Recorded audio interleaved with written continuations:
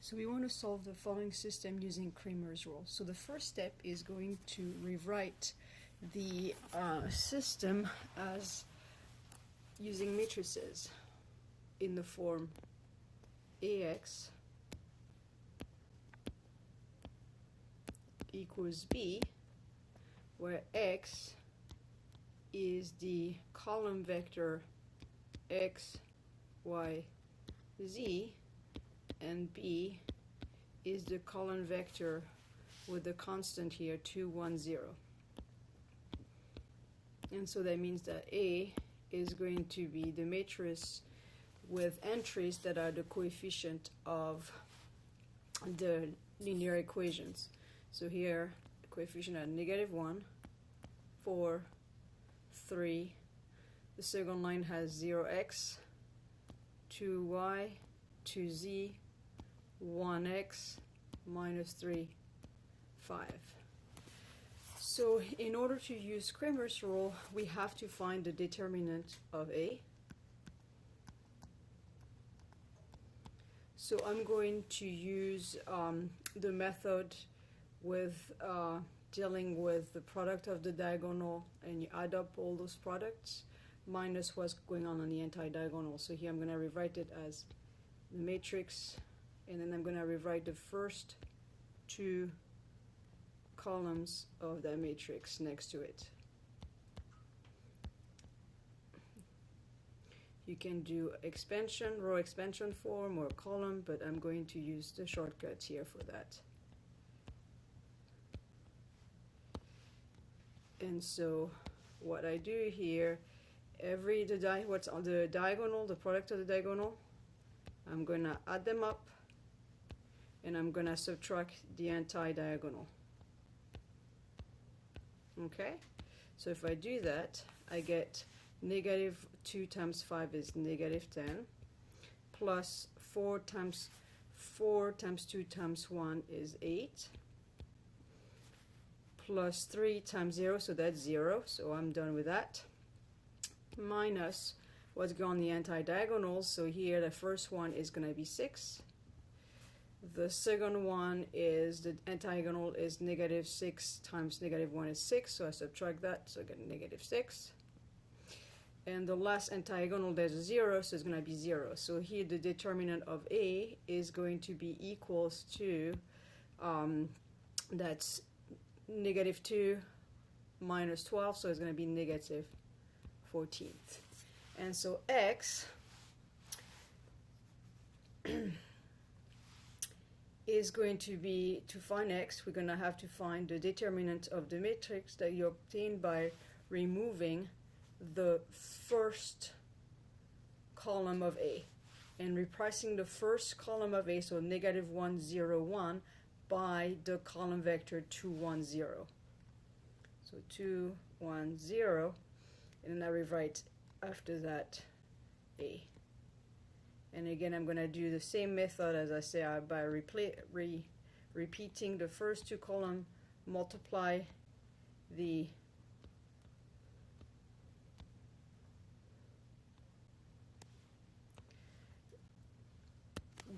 diagonal minus what's going on the anti-diagonal. So the first diagonal is 4 times 5, 20. The second diagonal is 4 times 2 times 0, that's 0. 3 times 1 times 3, that's 9. So it's -3 here. So it's going to be -9 minus the anti-diagonal. The first one is 0 because there's 0 times something. The second anti-diagonal is -3 times 4, -12, so I subtract that, it's going to be +12. And then the last anti-diagonal is 5 times 1 times 4, that's going to be 20, so I'm going to subtract 20. And if I get that, I get 3.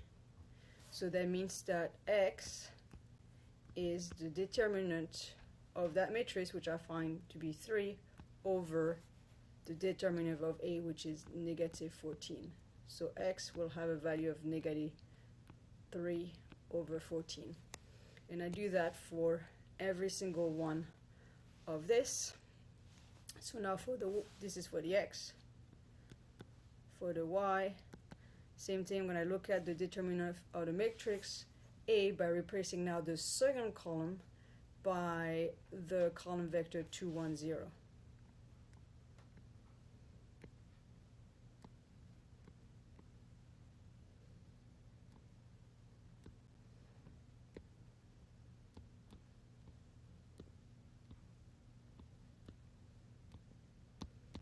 And again, the product of the first diagonal, -1 times 1 times 5 is -5.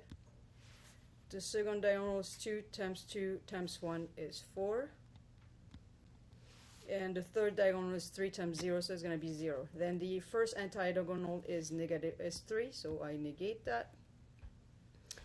The second anti-diagonal is 0 times, so it's going to be 0. And the third one is also 0 in there, so it's going to be 0. So this is -4.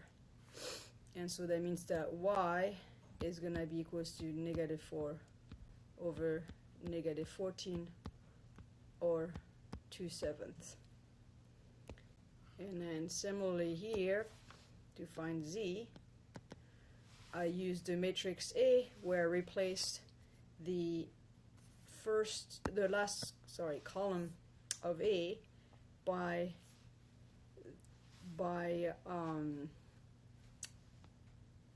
the column vector 2, 1, 0. So I'm going to look at the determinant. So I rewrite the first two columns of A, and I replace the last column of A, which is 3, 2, 5, by the column vector 2B, which is 2, 1, 0.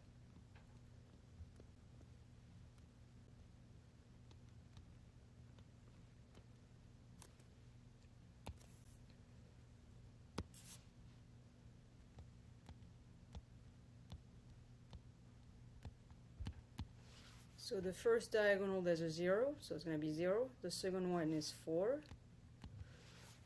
The third diagonal, there's a 0, so it's going to be 0. The first anti-diagonal has a product of 4, so it's going to be -4. The second anti-diagonal has a product of 3, so -3. And the third one has a 0, so it's going to be 0. So this is -3. So that means that z is going to be equals to the determinant, which is -3, over the determinant of A, which is -14. So the answer would be 3/14. So the final answer is the point -3, 14, 2, 7, 3, 14.